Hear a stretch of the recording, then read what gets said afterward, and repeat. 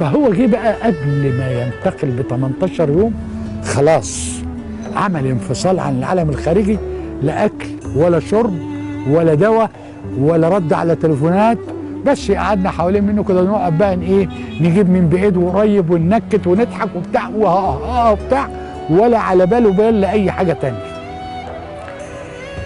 في يوم بصيت لقيت بنتي طالعه لي جري، بابا بابا. قلت لها ايه يا بنت في ايه؟ هي تتكلم جد. وقال لك ايه بالظبط؟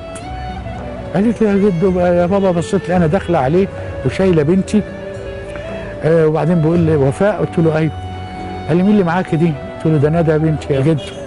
قال لها ندى؟ طب هاتها في حجري هنا. ابوكي فين؟ قالت له بابا فوق. قال لها اطلعي قولي له يجهز العربيه.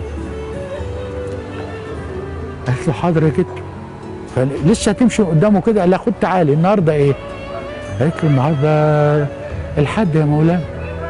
قال لها الحد الاثنين الثلاث الاربع. لا قولوا له يجهزها بسرعه. قالت له حاضر يا بابا. لسه هتمشي راح ناديه لها تاني. هو النهارده ايه في الشهر؟ قالت له النهارده 14. لا 14 15 16. لا خليه يلحق بسرعه بقى. نزلت. فانا ساعه ما نزلت لقيته قاعد على السرير ومدلدل رجليه كده. فبصيت له كده قوي والدموع نزلت من عيني. قال لي نعم من اولها؟ والله كده نعم من اولها؟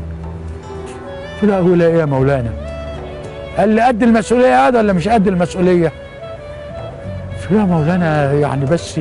قال لي ولا كلمه ولا كلمه والله ربنا هيعينك ان شاء الله. خلاص هي انت مندوه لانك انت تجهز العربيه خلاص. فاخواتي يا مولانا عاوز تروح فين؟ احنا نوديك مش عارف ايه. قال لهم لا ما فيكوش دعوه بالموضوع ده. تعالى اقعد يا عبد الرحيم جنبي.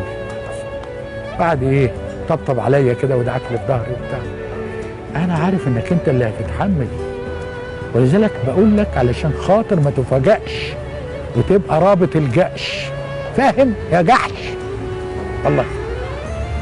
خلاص انا بقى طبعا قعدت ولا خلاص الدنيا بقى اسودت في عيني صراحه يعني. وما اتنقلتش بقى من جنبه. لا بقى اطلع فوق ولا انزل تحت بقى كل يوم. يوم الثلاث انا قاعد بقى ببص في الساعه كده. الساعه ابص في الساعه جت 12 قلبي وقع الليل. لقيته بقى بيقول لي تاج مالك كده مكشر كده ليه؟ قلت له مفيش حاجه يا مولانا. قال لي ايه يعني؟ قال له يا مولانا اصل زعلان انك ما بتاكلش وبتاع ومش بتشربش. نسيت اقول لكم بقى ان كان في ال 18 يوم دول يجيبوا له الفطار يا بنت لسه فطران حالا. يجيبوا له الغدا يا ناس انا لسه متغدي. يجيبوا له فاكهه يا ناس انا لسه واكل فاكهه. كده نقول لهم شيلوا من قدام لك خلاص ما فيش مناقشه بس. وبعدين قال بنت يا غاده الله يرحمها بنت اختي هي اللي كانت بتقص له ضوافره.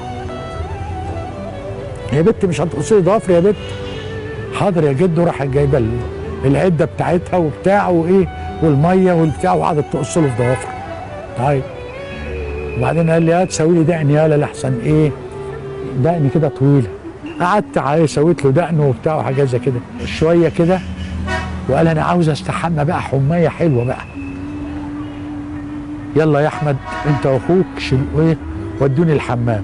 دخلنا الحمام بحطه في البانيو. قال لا هات المشمع البلاستيك وافرشه على الارض وهات ليفه غشيمه ليفه ما استعملتش وعاوز تدعكولي ظهري دعكه لحسن انا جسمي بياكل ده كله. حاضر يا مولانا. جيت اجيب له غيار. قال لي انا عاوز غيار جديد نوفي.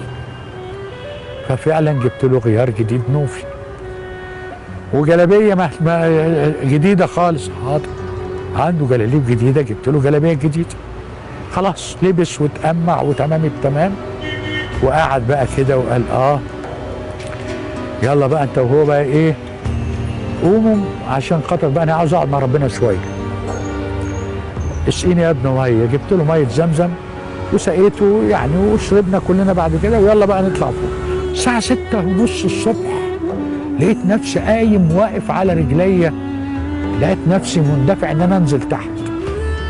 فجيت خرجت من باب الشقة لقيت جوز اختي في الشقة اللي جنبي. ايه دخلنا كلنا بقى، قعدنا معاه، وبعدين شوية كده وبصيت لقيته راح باصص لفوق،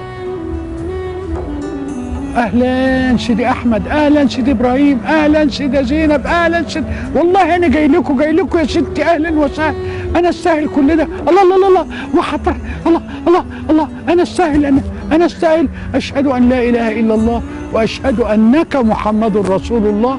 وراح طالع السر ده.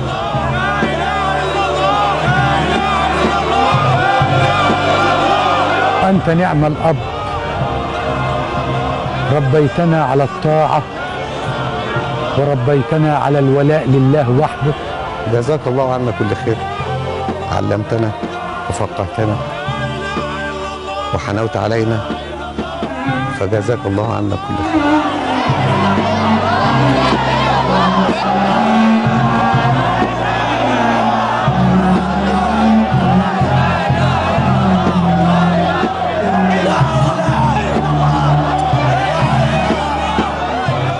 ورحم الله من علمنا حرفا، ورحم الله الأب الصالح والقدوة الصالحة، ورحم الله أمواتنا وأموات المسلمين